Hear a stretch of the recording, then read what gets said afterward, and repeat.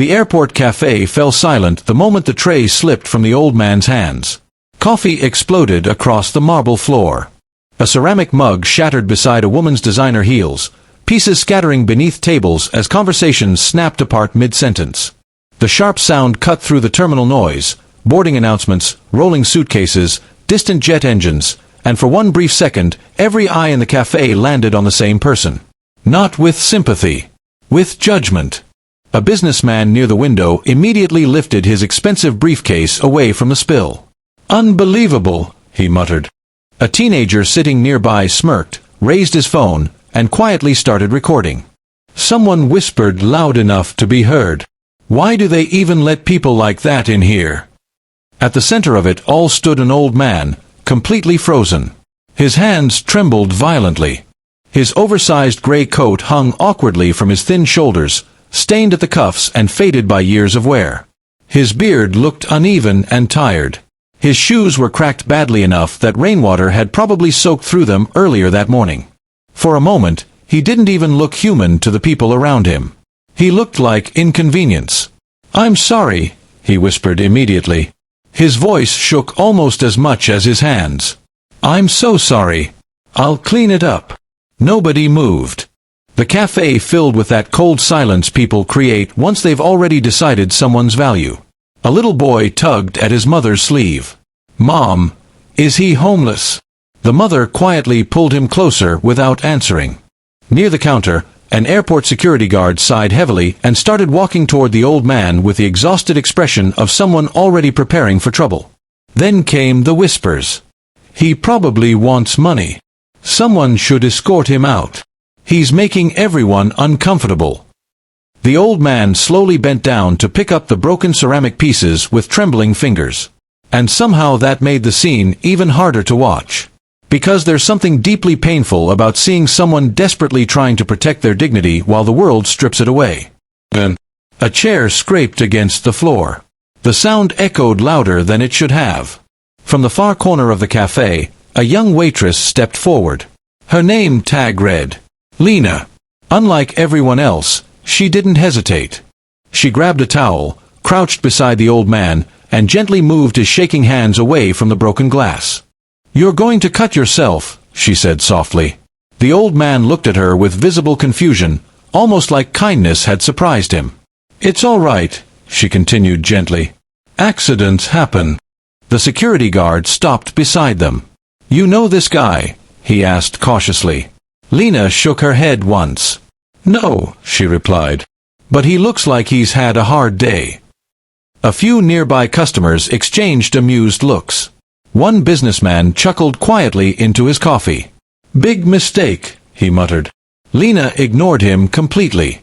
She handed the old man a napkin and helped clean the spill while the rest of the cafe watched from a distance, careful not to get involved. The old man kept apologizing. Over and over. As if taking up space itself had become something he regretted. 10 minutes later, the entire airport lost power. Everything died instantly.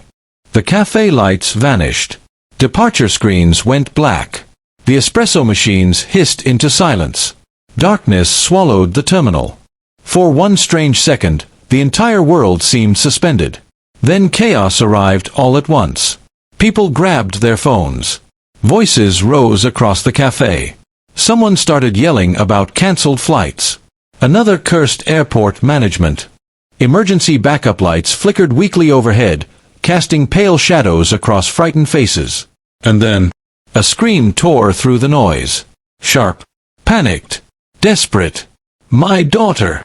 Across the cafe, a little girl collapsed beside a table. Her mother dropped to her knees instantly. "She can't breathe." The child clawed frantically at her throat, face turning red. People immediately stepped backward instead of forward. "She's choking. Call medical. Does anyone know CPR?" But nobody moved. Fear turns crowds into statues. The mother was crying now, trying desperately to help while panic destroyed her ability to think clearly. And in the middle of all that chaos, the old man stood up. Everything about him changed. The trembling disappeared. His posture straightened instantly. His eyes sharpened. His entire presence transformed. Then he spoke. "Move aside." His voice wasn't loud, but it carried the kind of authority that makes people obey before they even realize they're listening.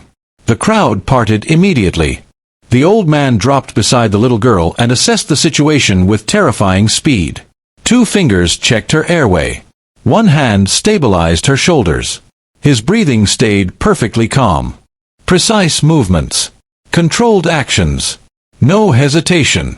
This wasn't guessing. This was experience. Training burned so deeply into someone's body that even pain couldn't erase it.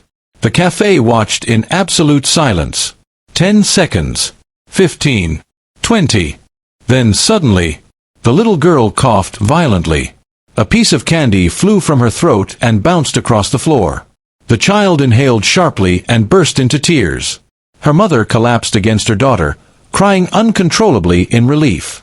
The entire café exhaled together like everyone had been holding their breath. The old man slowly sat back. And just like that, he looked old again. Tired again. Human again. Lena rushed over and handed him a bottle of water with shaking hands. "Sir," she whispered, "are you a doctor?" The old man stared quietly at the bottle before answering. "No." That answer somehow made the silence even heavier. Then airport emergency responders rushed into the café. One medic stopped dead the instant he saw the old man.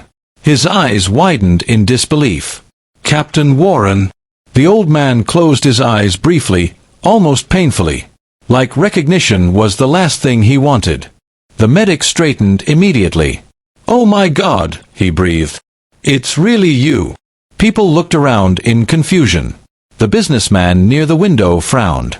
"Wait, who is he?" The medic turned toward the crowd.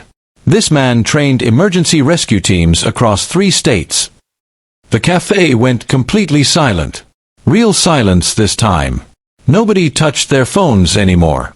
Another responder entered the café, noticed the old man, and froze. "You're Captain Elias Warren?" he asked. The medic nodded immediately. Former disaster response commander. Led the Northern flood rescues 5 years ago.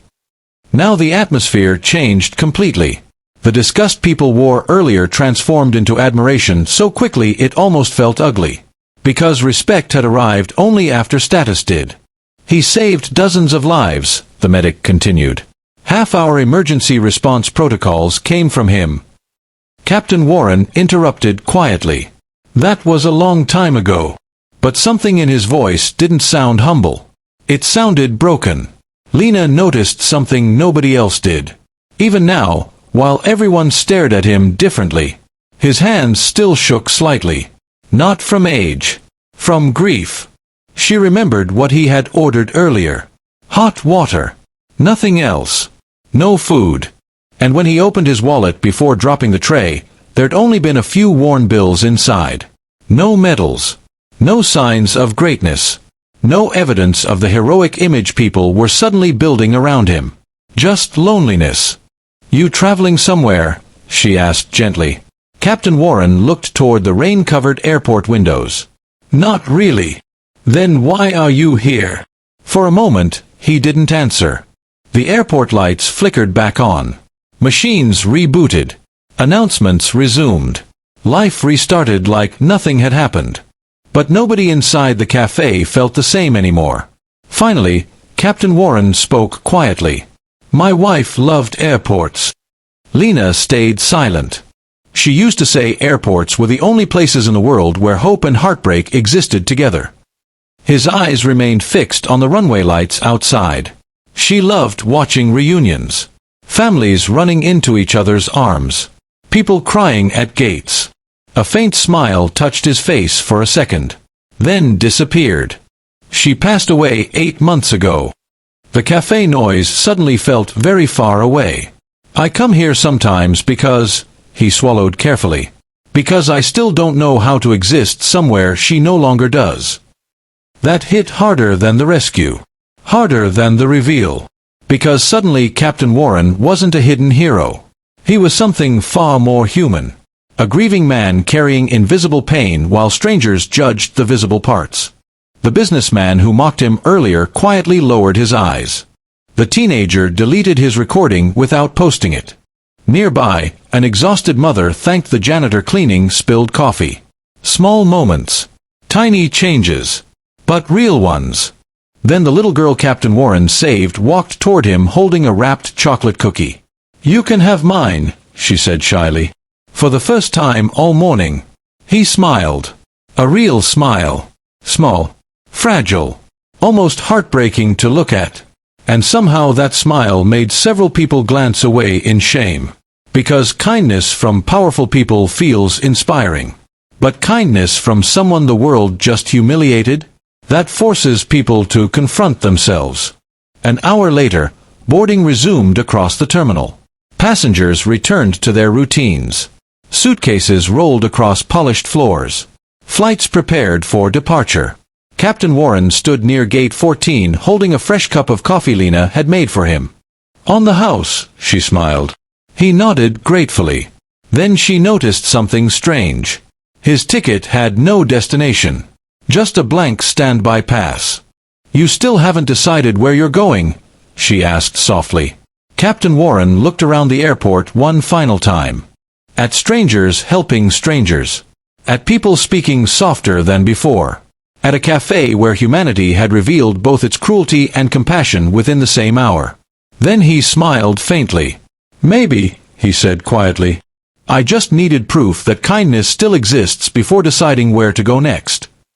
And this time, when he walked away, nobody saw a homeless old man anymore. They saw the human being they should have seen from the very beginning.